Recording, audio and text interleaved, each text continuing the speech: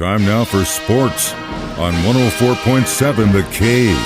Here's Ned Reynolds. Mike, the intern, Ned Reynolds, back in the studio Tuesday morning. We kind of said it yesterday.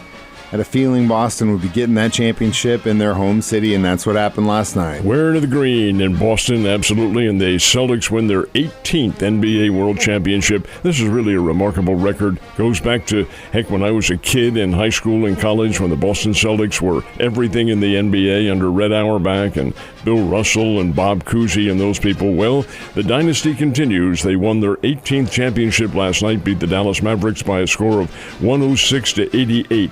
And Mike, it was defense that won it for Boston. Dallas really never got rolling in this game. Here's a team that had 122 points in a victory over Boston on Friday night. Well, the Celtics decided to clamp down on defense, and they really shut down everything that Dallas offered, including Luka Doncic. He did have 28 points, but the fact is that he couldn't really get anything off cleanly. The team as a whole, the Mavericks, only shot 29% from three-point range, and that does not usually win for you in any game. They're a good shooting team, but it was all Boston. The Jason Tatum, of course, St. Louis Chaminade, he had 31 points and 11 rebounds, and the MVP of the entire series, Jaylen Brown, had 21 points and 8 rebounds in this one. So a really good effort, a team effort by those two guys, well, the whole team for that matter. And the Celtics win it 106-88 over Dallas Mavericks. It's kind of USA versus Canada in the Stanley Cup finals right now, and Team USA is having their way with the Oilers. Do you think that's going to continue? Well, it could end tonight. They play in Miami. They are the Florida Panthers against the Edmonton Oilers. Interesting that you would say that about the USA versus Canada. Yes, it is a USA-based team in Miami, Florida, but they're mostly Canadian players. And the Edmonton Oilers, of course, they're mostly Canadian players as well. A few Americans thrown in, or by Americans, a few North United States individuals playing hockey. But the fact is the Florida Panthers have a very good team. So does Edmonton. Interestingly enough, Edmonton is coming into this game. They forced a fifth game with an 8-1 victory over Florida. That, if you could make a comparison to baseball, that's about an 18 or 19-1 victory. It's a smashing 8-1 in hockey. Anyway, that happened, and we'll see if Florida takes a little revenge and wins the Stanley Cup tonight. We will see. Go Team USA. I don't really want to say go Florida. I don't feel very good about that. I don't even feel good about just hypothetically saying that. A measure of golf irony on this date 1 year ago today. Ned, let's remind ourselves what happened. It was the U.S. Open 1 year ago today out at the Los Angeles Country Club. And really, I hesitate to say from nowhere because Wyndham Clark has been on the tour, but he was not considered to be one of the favorites. But Wyndham Clark came away with the U.S. Open victory, an Open championship, a very big deal. That was a year ago. The irony is, who finished in second place? And the answer is Rory McIlroy by one stroke, just as it was this year.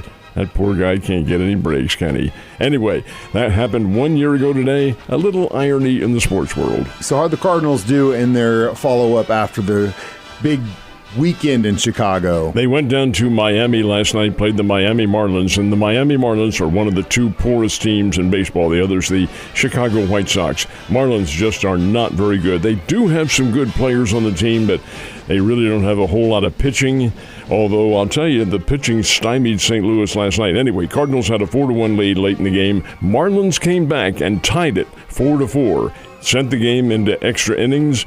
Each team scored a run in the 10th.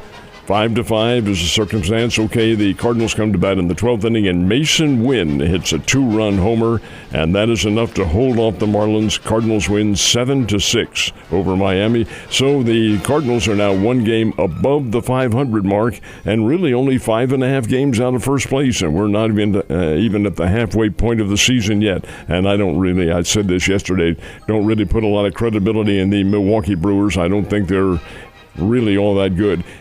Cardinals, even with a Midland team as they are, really could come away with a victory and win that Central Division championship if they play well. But they have to play well. That's the key. 3 more games for the Marlins coming up. Royals, they having a little better time? Royals didn't play last night, neither did the Springfield Cardinals. They both were idle, but both played tonight. The Royals will be out in Oakland at the Oakland Alameda County Coliseum, or whatever they call that stadium now. It's changed about 100 times. Anyway, play the Oakland A's tonight, and a series of games going on out in California, Central California, for the Royals. The Springfield Cardinals are in Corpus Christi. Played the Corpus Christi Hooks the start of the final 6 games of the first half of the Texas League.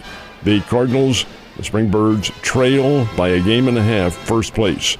Now, what's really interesting, I'm looking at the map here on the weather that Mike has in front of us, and it looks like 3 to 5 inches of rain in Corpus Christi. Now, think about this. They don't make those games up. So it all depends on maybe the weather gods as to what happens here. Anyway, Arkansas Travelers will be home playing Wichita tonight. The Springbirds are supposed to play the Corpus Christi Hooks. We'll see what happens. We will. Good luck to both teams. What's happened at the College Baseball World Series front? A win for the Florida Gators, and they're really good. Beat North Carolina State 5-4, and then in the late game last night, Texas A&M at one time, the number 1 team in America, knocked off Kentucky 5-1. Double elimination, and the field is gradually narrowing to the championships coming up this weekend. A lot of stuff, a lot of things starting, a lot of things ending. Ned, have a wonderful Tuesday, and I will see you tomorrow.